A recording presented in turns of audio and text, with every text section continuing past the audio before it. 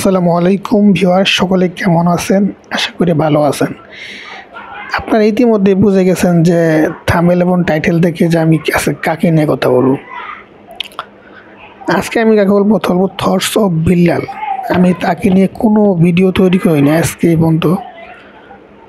তিনি আমার মামা লাগে, আমাদের এলাকার লোক, আমাদের প্রতিবেশী এবং আমার আত্মীয়।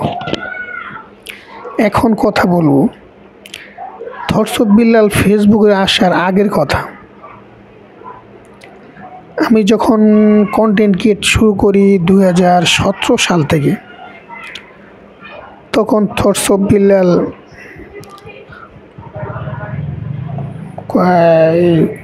কলেজে লেখাপড়া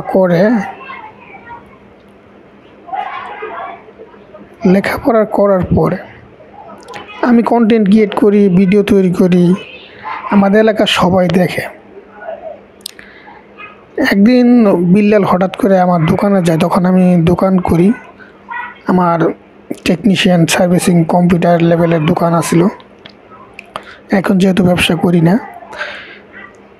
আমি যখন কন্টেন্ট ক্রিয়েট শুরু করি ফেসবুক, ইউটিউব, তখন থেকে আমার ইনকাম শুরু। বিল্লালের এলাকার ভিতরে যদি প্রথম কন্টেন্ট ক্রিয়েট শুরু করে, তাহলে আমি মাসুদ শেরপুরি শুরু করছি। এটা আমি জোর গলায় বলতে পারি।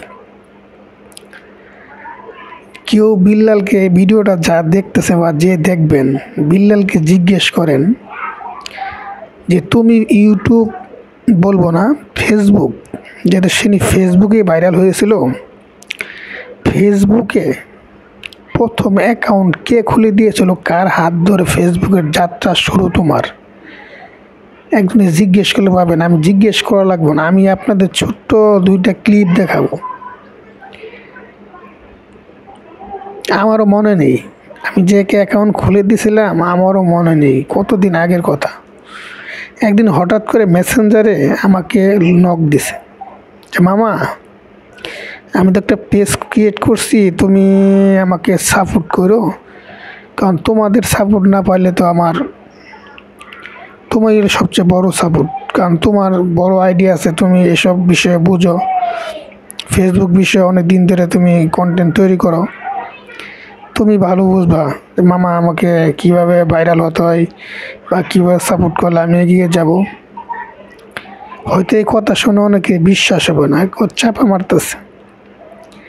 চাপা না, আপনি থটস অফ বিল্লালকে জিজ্ঞেস করবেন যে প্রথম ফেসবুকের মাস্টার মাইন্ড কে আপনাকে খুলে দিয়েছিল। আচ্ছা, অনেকে বিশ্বাস করবে না, আমি উপরে দুইটা স্ক্রিন ক্লিপ আপনাদের দেখাচ্ছি। মামা, একটা কথা মনে পড়লো, আমি যখন প্রথম ফেসবুক আইডি খুলছি 3110 নোকিয়া ফোনে, তুমি আমার আইডিটা খুলে দিছিলা।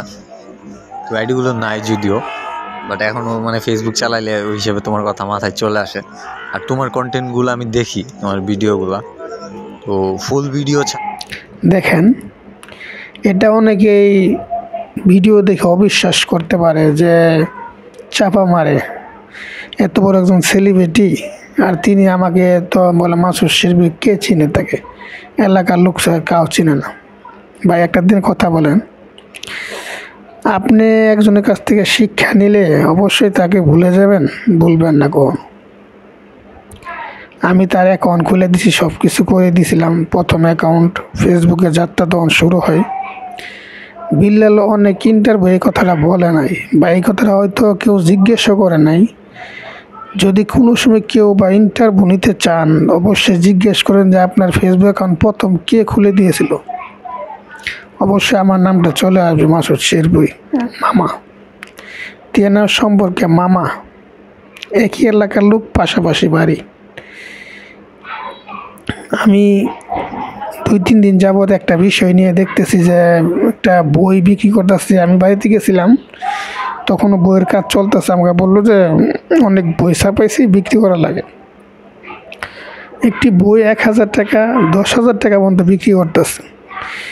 অনেক ইউটিউবার, অনেক কন্টেন্ট ক্রিয়েটার আছে, এই বিষয় নিয়ে মন্তব্য করতেছে যে তো 100 টাকা দামের বই 1000 টাকা বিক্রি করতেছে। একটা অন্য ধর্মগ্রন্থ, অন্য বই যে পবিত্র কোরআন শরীফের দাম এত টাকা না। এখন একটা বিষয় আমি বলি কি, আমি একটা জিনিস তৈরি করছি ভাই, আমি এত টাকা হলে ছাড়বো, আমি নিজস্ব কষ্ট করে বা যে হোক আমার পণ্য আমি এত টাকা বিক্রি করবো, আপনি যদি নেন নিলেন, না হলে নাই, বিক্রি হবে না। আর একটা বিষয় হলো, এই বইগুলা কিন্তু সবাই কিনতেছে না। যারা থটস অফ বিল্লালের ভক্ত আছে তারাই কিনতেছে, বাইরের লোক কিনতেছে না।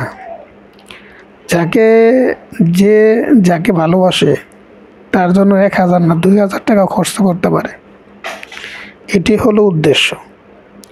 এরা অনেকে মন্তব্য করতেছে, জুয়েল বাগের জামালপুরের তিনি মন্তব্য করতেছে এই বই এত টাকা দাম, কি করতেছে পাগলামি হ্যান ত্যান, মানে বিভিন্ন কিছু।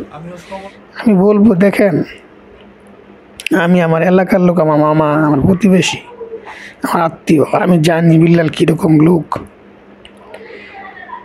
তিনি একজন ভালো লোক, সে বাটপারি করে নাই ভাই। আপনি জানেন এই বই বিক্রির টাকা কোন কোন ফান্ডে যাবে? আপনি খোঁজ নিয়ে দেখেন। আমিও জানি না, তবে আমি কিছুটা আন্দাজ করতে পারতেছি যে বই বিক্রির টাকাকে সে একাই খেয়ে ফেলবে না। এখানে গরিবের হক আছে অনেক, এই বইটাতে গরিবের অনেক হক আছে। আপনি মনে করেন না যে বেশি টাকা বই বিক্রি নিয়ে তার পকেট গরম করতেছে, তা না। আপনি ভালো করে খোঁজ নিয়ে দেখেন যে বইটা বিক্রির এত বেশি টাকার বিক্রির পিছনে উদ্দেশ্য আছে, পকেট গরম করার উদ্দেশ্য না। দেখেন সে যে লেভেলের কন্টেন্ট ক্রিয়েটার হয়ে গেছে, দেখুন আমরাও ওর দ্বারের কাছে যাইতে পারিনি, যেহেতু আমি তাকে শিখিয়েছিলাম। এখন আমি কিছুই জানি না, এখন তার কাছে আমি পাত্তা পাবো না, সময় দিতে পারবো না আমাকে। কারণ আমি যতদিন বাড়িতে গেছি যাই দেখি যে তাদের বাড়ির আশেপাশে ভাই 200-500 লোক সবসময় আছে, লাইগে এই হচ্ছে যুগের মতো। তাহলে আমার সাথে কথা বলবো কীভাবে, আমার সাথে দেখাই করবো কীভাবে? নামও যাই না, কারণ আমারও ওইরকম ব্যস্ততা, আমি সময় পাই না। গেলে অবশ্যই সবার আগে আমার সাথে কথা বলে, কারণ তিনিও জানেন যে মাসুদ মামা আমার জন্য কি করছে। অবশ্যই আমি একটি কথা বলতে চাই, যারা এই বই নিয়ে গুজব ছড়াচ্ছেন তাদের অবশ্যই জানা দরকার যে বইয়ের টাকা বিভিন্ন ফান্ডে চলে যাবে। এটা আমি বলতেছি। দেখেন, যদি 10 লাখ 5 লাখ টাকা বই বিক্রি করে কি নিজের পকেট গরম করতেছে না? একটা কন্টেন্ট ক্রিয়েটার যখন ভাইরাল হয় তার অনেক কিছু খরচের প্রয়োজন আছে। আমি বলবো এটা তার ভালোবাসা, এটা তার ভালোবাসার ফল।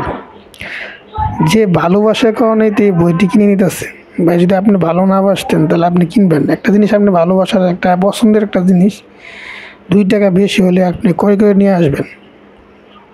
ধন্যবাদ সবাইকে, ভালো থাকুন, সুস্থ থাকুন, আসসালামু আলাইকুম।